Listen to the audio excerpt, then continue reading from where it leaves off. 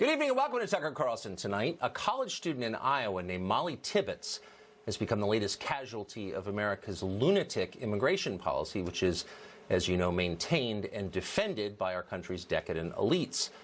According to Iowa police, Molly Tibbetts was murdered by Cristia Rivera. He's an illegal immigrant from Mexico who lived and worked using a fake ID, unmolested in this country for years. Police say he confessed to hiding the body in a cornfield. He later led them to the scene. The president posted a video on Twitter earlier today commenting on the murder. Here's part of it. Molly Tibbetts, an incredible young woman, is now permanently separated from her family. A person came in from Mexico illegally and killed her. We need the wall. We need our immigration laws changed. Crimes like this are, of course, embarrassingly inconvenient for the American media, which routinely, every day, remind us that illegal aliens are far more impressive than we are, and if we disagree with that, we're racist. So, of course, they all but ignored the murder of Molly Tibbetts. One of the few mentions came yesterday in MSNBC when a college professor called Christina Greer dismissed Tibbetts as some girl in Iowa. They have been so willing to move the goalpost every single time with this president. I don't think that today changes much, unfortunately. I'm sure we'll hear what he has to say about this at his rally. But Fox News is talking about, you know, a girl in Iowa and not this. A girl in Iowa. When you pay tuition, that's who gets it. Greer later, quote, apologized in the least sincere way possible on Twitter. She used her brief celebrity to whine about, quote, discriminatory immigration policy. Greer was, we think, the only person even to mention Molly Tibbetts all day on MSNBC. CNN was barely better. Its primetime lineup ignored it completely last night. That's not surprising, because for MSNBC and CNN and the people on whose behalf they speak, Tibbetts' entire existence is inconvenient. As a native-born American, she was problematic because she might not work for the low wages they would prefer to pay. Her vote would not be politically reliable. And now, as the victim of a murder, she is a problem because she explodes the lie they forced on us over and over, the lie that every illegal immigrant to America is superior to the people who already live here, that they're so good and so noble that it is immoral for us to enforce our border laws or to exercise control over who enters this country. To them, Molly Tibbetts really is just some girl in Iowa, and the fewer of those there are, the better. Alex Norastra is Senior Immigration Policy Analyst at the Cato Institute in Washington. He joins us tonight. Alex, I wonder, let me ask you a broader question first. Why is it the instinct of people like Professor Greer, people like you, to minimize crimes like this, to attack people who are bothered by them or fearful when they see a crime like this? Why not just concede that this is real? Why attack people who are upset by it? Well, I haven't attacked anybody who's upset by it. I've acknowledged that this is a terrible crime, that this murder is a heinous act, and that person who committed it, if they're convicted by a court of law, should be punished to the full extent of the law. I can't speak for what the professor has written about this, but this is definitely a horrible tragedy, and I've not tried to minimize it in any way. Well, sure, because immediately you hear people say, and I'm sure you will say in a minute, don't use this crime to tar the reputation of every illegal alien. I think most people look at this and say, if you're in our country illegally, a single crime is too many. I mean, talk about adding outrage to insult, already breaking our laws and then committing crimes. And there are an awful lot of crimes committed by people here illegally and by non-citizens more broadly. The U.S. Sentencing Commission says 44% of all federal inmates are non-citizens. That's a huge number. Why wouldn't we be upset by that?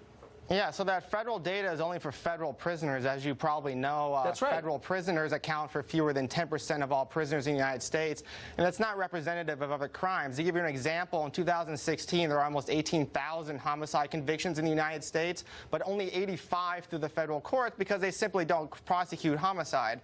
So if you want to take a look nationwide at convictions and incarcerations of people by immigration status, that's a much better way to do it, and then you get it would be. Hold on, it would be, but we don't have those data. The most comprehensive data we have are from the federal system, and no, so that's when not true. 44, well, it is Tucker. true actually. Not every state keeps those data. I know the answer to this question. Texas does. The state of Texas actually that does is record convictions by immigration status, and Texas is a great state, has a lot of illegal immigrants. But hold on, wait, why are you blowing past this? If 44%, about 7% of the country is illegal aliens, we think, 44% of all federal inmates are non-citizens. So how do you explain that? Is that, I thought every non-citizen was better than a citizen. Well, they're not, obviously, but immigration laws are prosecuted by the federal government. Drug laws of people crossing the border are prosecuted by the federal government. Those are federal crimes. If you're interested in things like murder, which this woman, Molly Tibbetts, was murdered in Iowa, the person who was convicted by that is going to be in state court. So when you take a look at convictions of homicide at the state level in Texas, illegal immigrants are 44% less likely to be convicted of homicide than native-born Americans in 2016. Murder is not, but hold on. Murder is not the only crime. So you had 71,000 Americans die last year of drug ODs. The majority of opiates, heroin, come through Mexico. So Mexican drug trafficking, conducted largely by people here illegally, is not a small thing at all and results in a lot of deaths. They're not counted as homicides, but they are, in effect, homicides. And to listen to you, it's like we don't have a right to be worried about that. No, they absolutely do, but a lot of those they're dying. They're dying because of drug ODs. From alcohol poisoning during the Prohibition in the 1930s. Actually, Alex, people still die of cirrhosis, and alcohol is legal. If you get so libertarian that you get demented, okay. I'm not in favor of prohibition. I'm merely pointing out that these drugs come from Mexico, and we have a right to be upset. Are you bothered by the fact that this guy used a fake federal ID for a number of years? What? Okay, but why is it that apologists for illegal immigration like yourself gloss over that? If I use a fake ID, if I show up and am hired under another name and a fake Social Security number, I go to jail for that. But it's totally cool when illegals do it because why? Because they work for the companies that give you money? Is that why? Or what is the answer?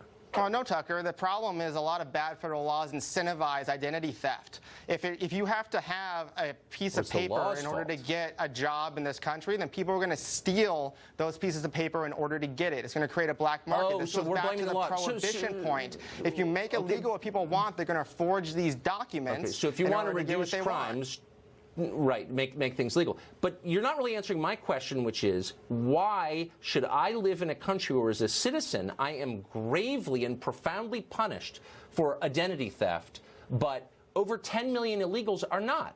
And people like you don't think they should be. But I am punished for that. If I were to use someone else's Social Security number, I'd be... I certainly haven't, because I would be punished for it, and I don't want it. Lots of people are punished for identity theft. More than immigrants. More than 10 million people are living and working in this country using fake federal identification. They are not punished for that. You don't think they should be punished for it. I would be punished if I did it. Do you see the double standard? You defend the rights of people who aren't even citizens, and actual citizens like me would go to jail for it. Do you see why that might grate on us a little bit? Americans or foreign-born people should have to prove and ask the government for permission by showing a piece of paper to get a job. That's not what this country is about, is asking for permission, showing a government piece of paper. Well, slow down. How about fly on an airplane? How about operate a motor vehicle? Those require state government IDs. Should we get rid of driver's licenses too? Well, some IDs are necessary to protect people if you're going to harm somebody. Some IDs are necessary. How does me working at a movie theater or working at a nursery damage other people like that? I mean, but I'm not sure about driver's licenses, but when it driver's licenses. Okay. Why do I have to ask permission from the federal government to get a job, Tucker? Why do you want me to do that? Where does it say that in the Constitution? Why to drive a car? Right. That's on the state level. I'm not going to.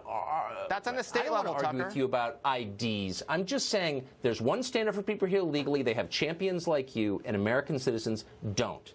And that's annoying to normal people. Every law that you want to use to punish illegal immigrants is going to be used against native-born Americans, too. I have to fill out these stupid forms whenever I get a job because nativists want me to be able to prove that I'm legally eligible to work in the United States. If E-Verify isn't effective, my job might... Right. Alex, thanks. Instead of protecting